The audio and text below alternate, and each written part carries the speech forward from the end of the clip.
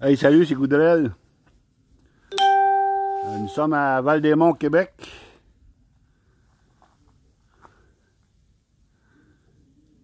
Belle petite cabane à sucre, belle cabane à sucre.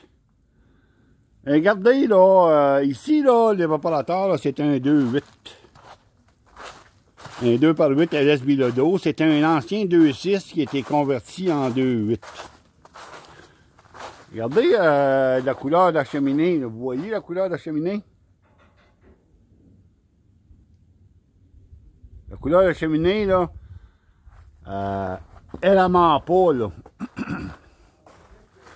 La température dans la cheminée, elle monte beaucoup trop haut, là. Pourquoi ça monte trop haut? C'est qu'il y a trop de tir. Ici, nous avons 0.12 de tir.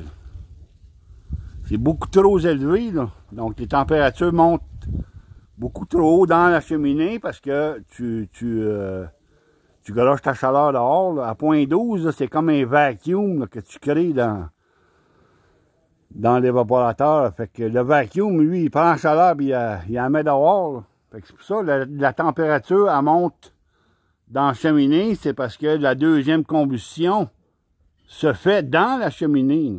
C'est pour ça que ça monte haut de même. Là. Les gaz, ils n'ont pas le temps de brûler là, en dessous des pannes. Ils brûlent dans la cheminée. Là. Fait que c'est ça, là. C'est quand on dit, nous, là, qu'il faut absolument, là, baisser la tire, là, dans une cheminée, là, c'est ça. Pour une cheminée avec une tire naturelle, là.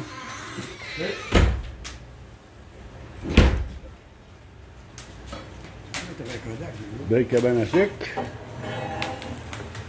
Fait que, comme je disais tantôt, là, l'évaporateur, c'est un LS Bilodeau.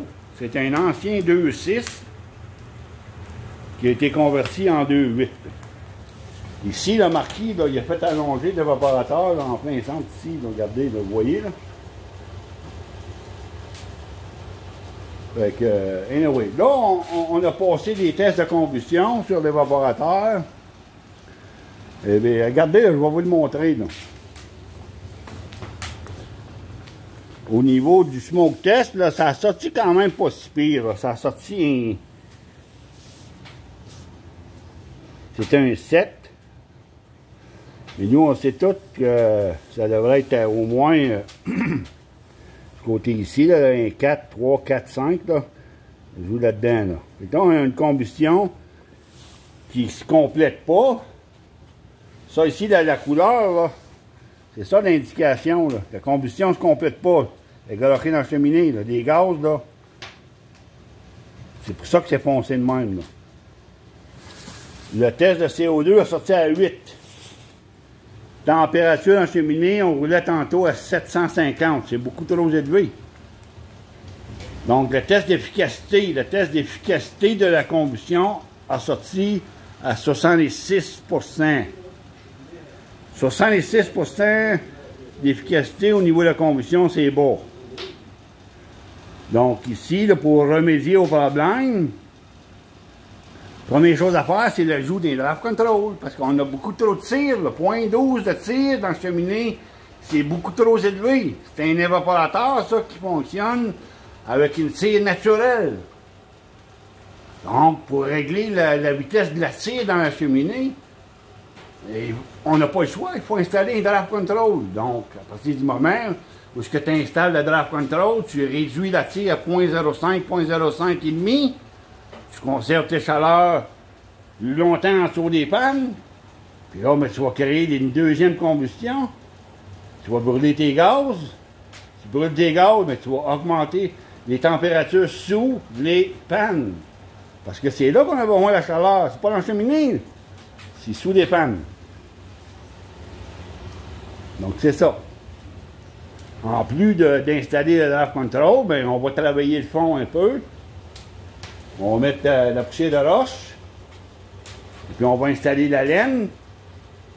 On va faire un creux de vague sous la panoplie.